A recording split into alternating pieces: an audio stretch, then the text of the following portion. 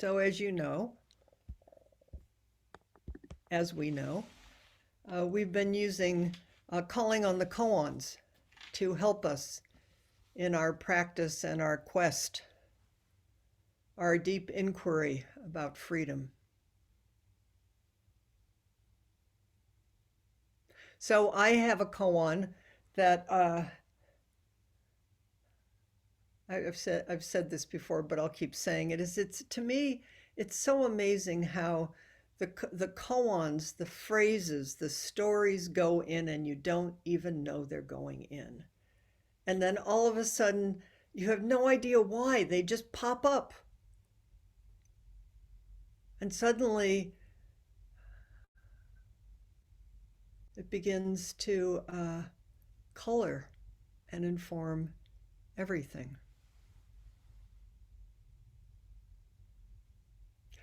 This particular koan, I also, one of the reasons I love it, and we'll get to it in a little bit, is I think it's deadly serious and it's also funny. And I really like, sometimes it just looks like two old serious guys whacking each other and whatever. But I hope, I, I, maybe I've been doing this too long, but some of them really make me laugh. So we'll see what happens. So as is my way, I went in pursuit of this koan through the commentaries, the traditional commentaries, and online. Because I'm always, because there's so many people are teaching about these things everywhere. So I think, why should I just rely on myself, for goodness sakes? Let's go see what other people are saying about it. And the tradition of the koans is all about commentaries, past, present, and future. So in this particular case, the commentary that I found that I'm most going to bring forward was by Norman Fischer. So I'm going to read you. I'm going to start with what he has to say about koans. I'll paraphrase some of it. You don't work on koans. Koans work on you. We live with them, be with them, and sit with the phrases until they become very large and very strange and reveal themselves to us. That is to say, through them we are revealed to ourselves. By phrases, I mean literally phrases, some words with meanings, but also the spaces, the silence, the larger ineffable space if we sit with them long enough and deeply enough. And begin to open and open. I think you all know I love flowers, but I don't usually buy roses, mostly because I grow so many of them. But this time of year, there aren't so many. And for my birthday, well, and it was for the Rohatsu, I went and got myself a dozen red roses. And I've been watching them open. At first they're tight, and then they open. It's amazing to watch a complex rose open, and the space and how it knows exactly what to do from the inside. And the bud isn't more beautiful than the revealed flower revealing itself, which eventually uh, it will reveal and the petals will all drop.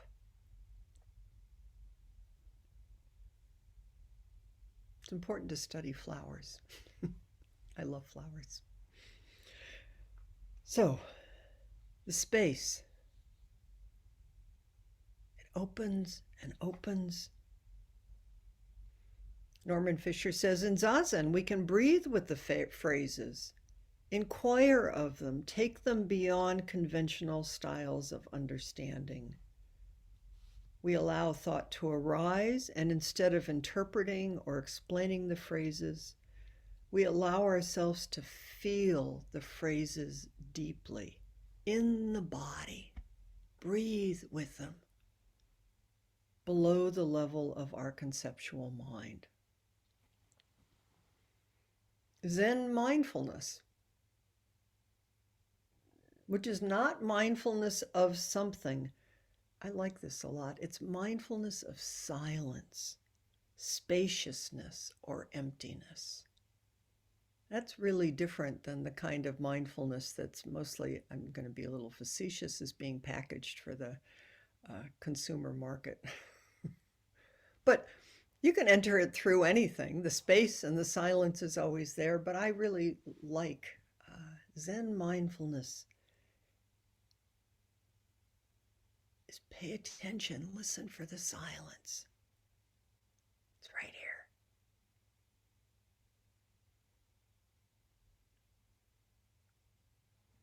He says, use the breath, a person, a task, a physical object, as the phrase, as the koan. What is it?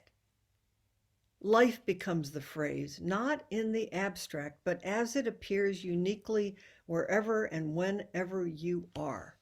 That's where personal koans. Your life is a koan. You're not paying attention to your life deeply enough if you don't think your life isn't mirroring some deep question about who are you and what are we doing here and what's the meaning of this life.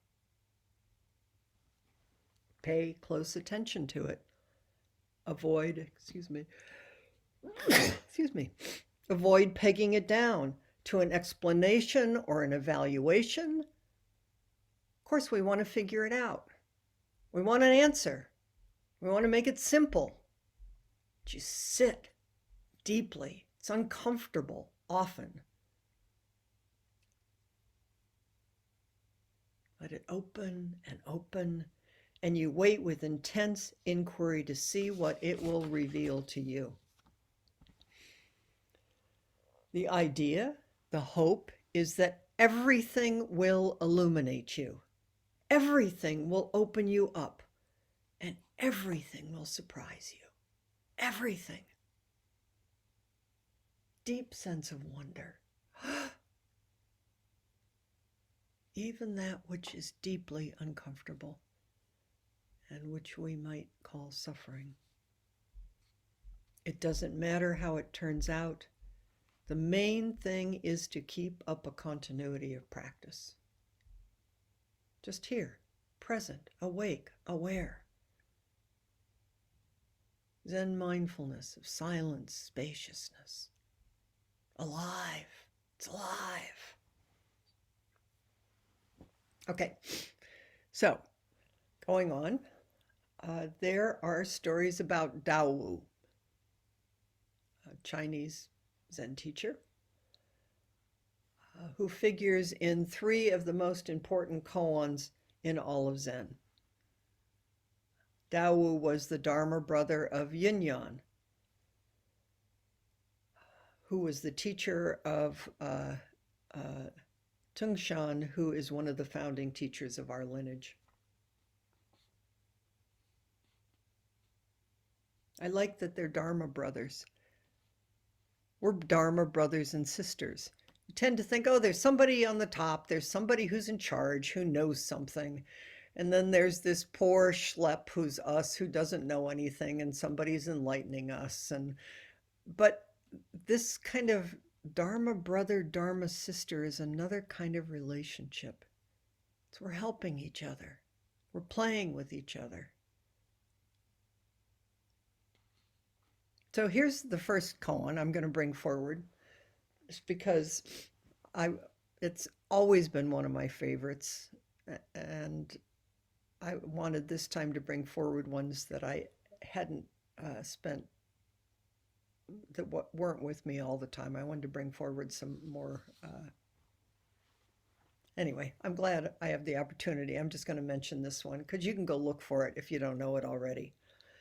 Yinyan says, why does the Bodhisattva Avalokiteshvara have so many hands and eyes? You know, Avalokiteshvara, 1,000 hands and eyes. And Daowu says, it's like reaching back for your pillow in the night. I love that. It's all of life. It's like the arm extended from the heart, just reaching, intuitively reaching. That's what we're doing all the time. If you take your hand and you think it knows that it's an object and it's grabbing for something else, that's really different than this kind of movement from the inside that we're talking about here. It's like reaching back for your pillow in the dark. And Yun says, I understand. Well, we know in Zen, you're not going to get away with that. Tao Wu says, so what do you understand? And Yun says, the whole body is covered with hands and eyes. The whole body. And Tao Wu says, almost. Remember, they're playing with each other. And Yun says, then what do you say? How would you say it, brother? It's kind of what we do when we get together in small groups. Is like, how would you say it, Bobby? Mary, how would you say it? And in this case, Tao Wu replies, there is nothing but hands and eyes. The entire world is hands and eyes. I love walking through the world with this spacious awareness that the entire world is hands and eyes. It's alive. And everything is helping and supporting and seeing and witnessing and bearing witness. And there's space and there's opening and there's something and there's nothing. But it's awake hands and eyes body. I'd encourage you to live with this koan. I've carried. It never gets boring to me. Never lets me down. It never lets me down. Okay, here's the next one. Tao Wu and Yun, and we just so happened, I can't remember if we did it in the Tuesday or Thursday group. Tao Wu is sweeping the ground, and Yun says, too busy. Can imagine, just in the monastery together. Or maybe I could imagine my husband saying this to me, but I could really imagine me saying this to my husband. It's like, too busy. What do you think you're doing? No. Actually, I can take that. No, I'm really busy sweeping the floor. Get out of my way. And Yun replies, you should know that there is one who is not busy. And Yun says, oh, you mean there are two moons? There's one who's busy and there's one who's not busy? That doesn't seem to quite be right. Again, they're playing with each other. They could whack each other with the broom, but not in this story. They do. And Yun holds up the broom and says, which broom is this?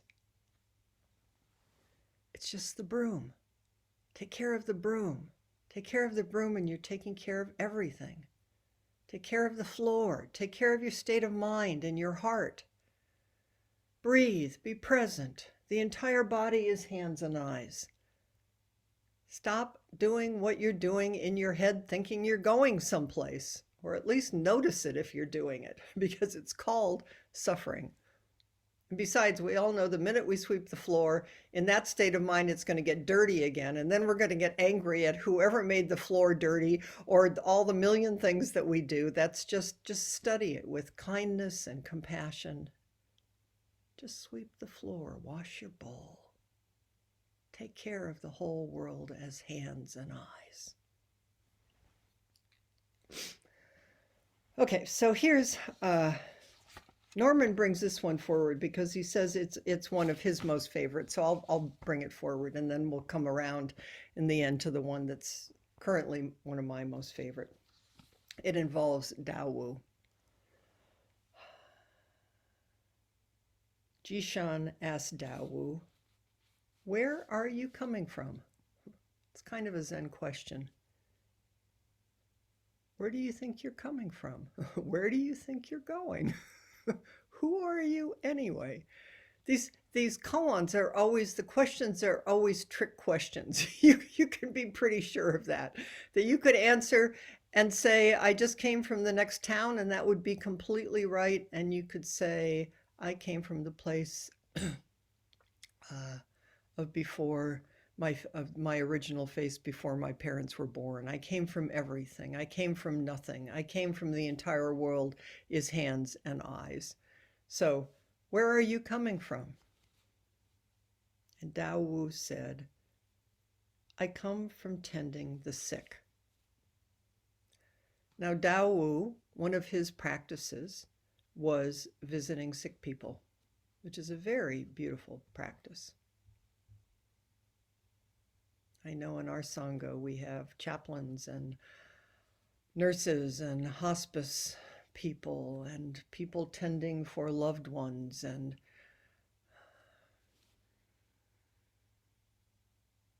so Guishan says to Tao Wu, how many people were sick? So who are these people you were tending to? How many were there? And Tao Wu says, there were the sick and the not sick.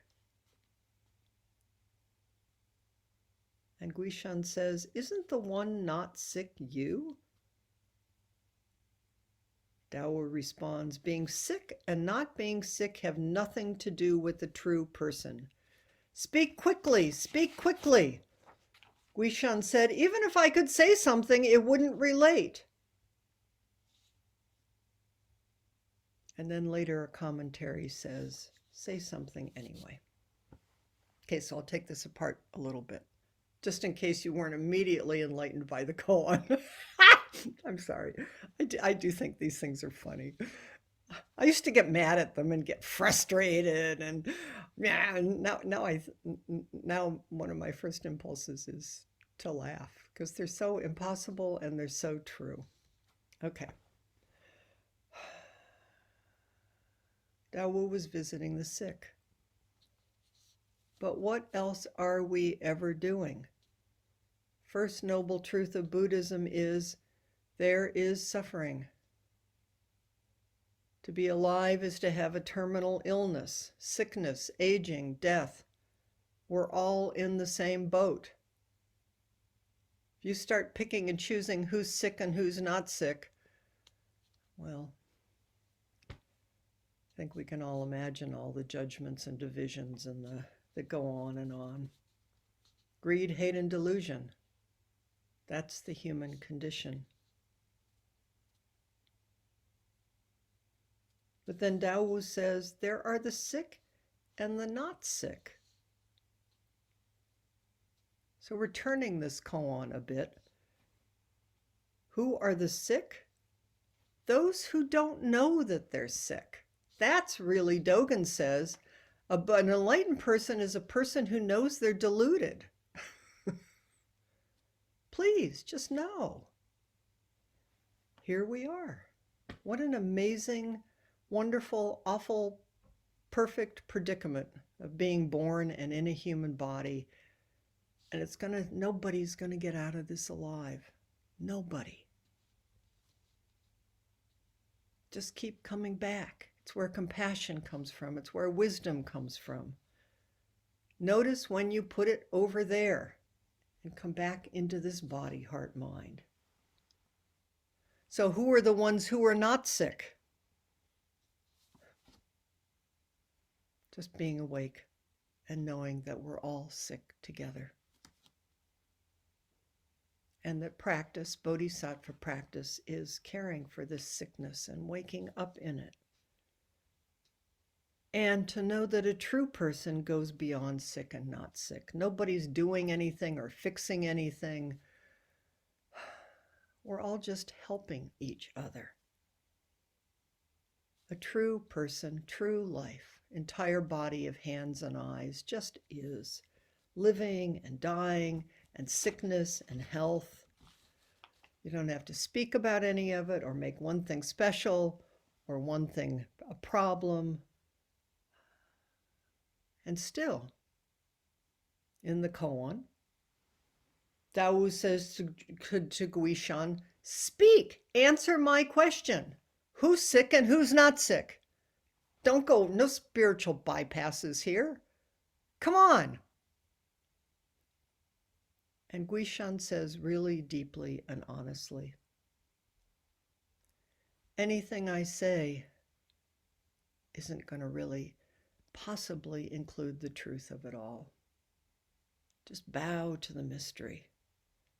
I can't explain this birth, death, sick, not sick life, the mystery of this human life. And it closes with, and you have to say something. Always, please, express yourself. You can't just sit there thinking you're going to look wise by not saying something. Be willing to make mistakes. Be willing to risk. Be willing to engage in meeting and call and response. We don't know anything. And once you know that you don't know anything, then you just naturally, your body and heart and mouth respond. And you're surprised. That's what the koans do, is they turn it. Okay, so now I'm going back to my most favorite one of the moment, which I think is funny and sad.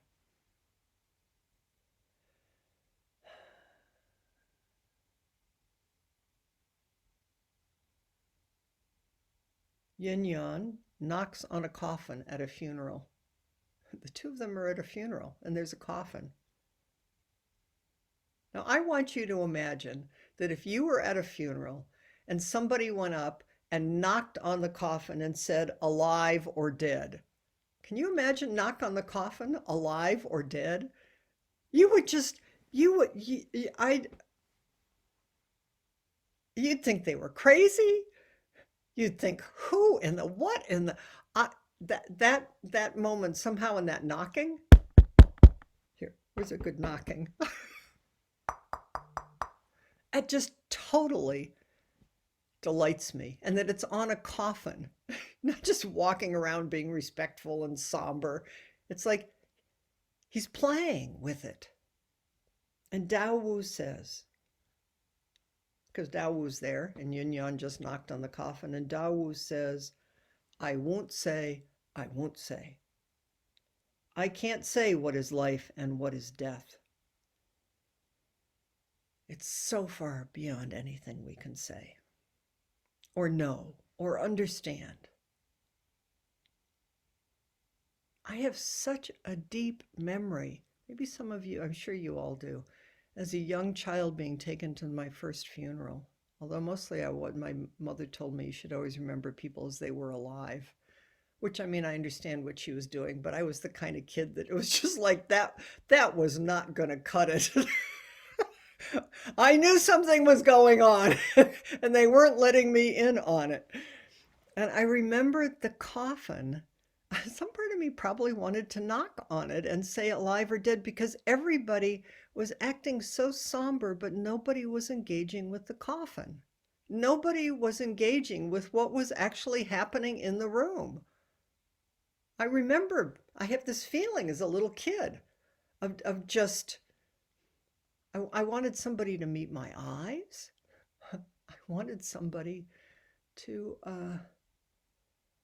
help me understand what was happening here. So here's a commentary by Philip Kapleau. I found this. This is sort of a little bit of an acknowledgement to Erica and one of her lineages. This is his commentary, part of it on this koan. Here on Earth, we are buffeted daily by reports of the dying of life forms, burning of the rainforests, pollution of the atmosphere and the seas.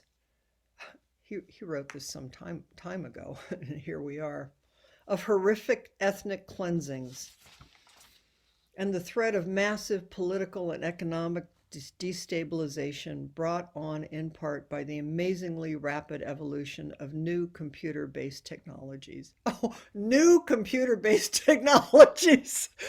I'm sorry, this is so sad. And I mean, he was writing it just on the beginning of what we are so fully into now. When we open the newspaper, impermanence hits us in the face. Our distractions multiply accordingly, making it hard to keep the real questions. the real questions, the permanent gnawing ones that grip our common humanity and focus. Why was I born? Why must I die? Why is there so much suffering? These are the questions that don't go away. And I'm going to read you a commentary on this koan from Dogen's 300 koans, the True Dharma Eye. Grappling within the forest of brambles, Zen practitioners the world over probe the question of life and death.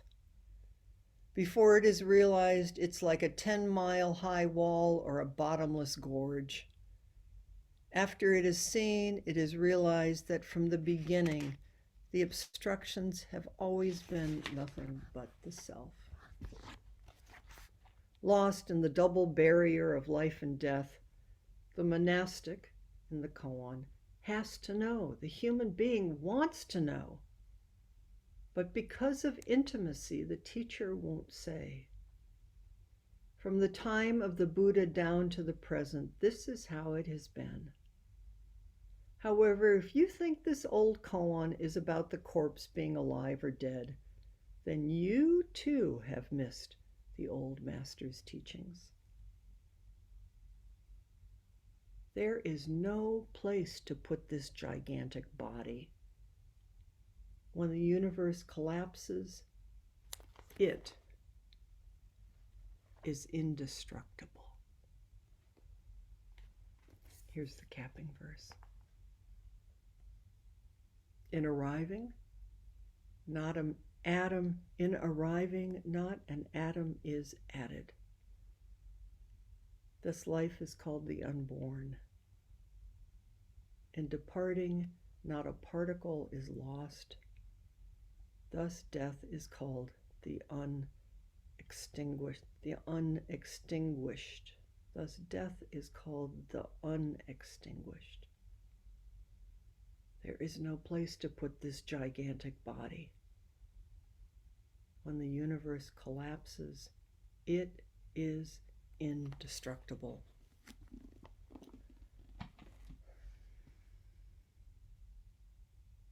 Who are you? What is really going on here? What is this birth and this death?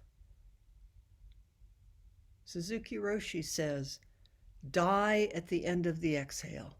Just dissolve, die. Be willing to enter into the silence that surrounds and pervades all phrases is to be willing to die.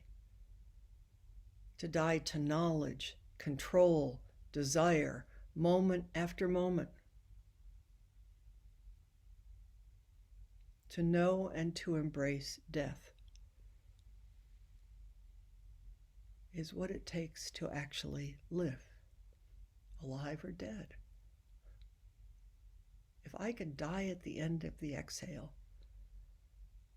ride it all the way, it's amazing when the next inhale arises.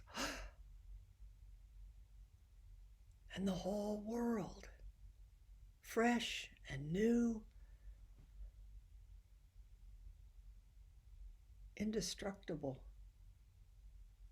Same world and completely different. Alive or dead.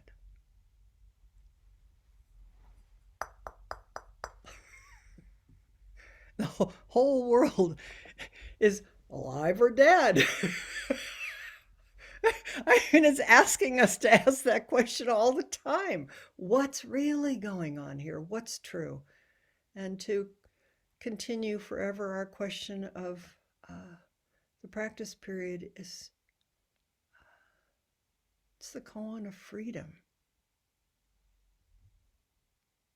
Just keep noticing where we're caught, where we get scared, where we shut down, where we have some great highfalutin thought or some small thought that we just are hanging on to for dear life.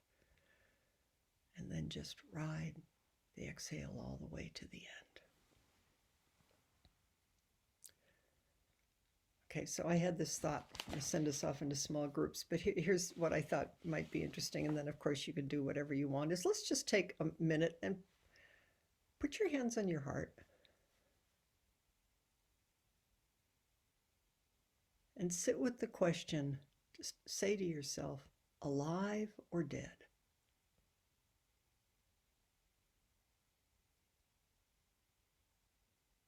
Breathe with it in the body, the heart. Alive or dead?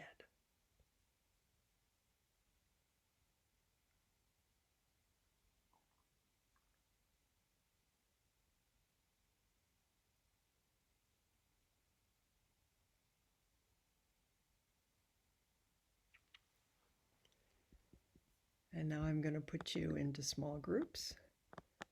And let's each take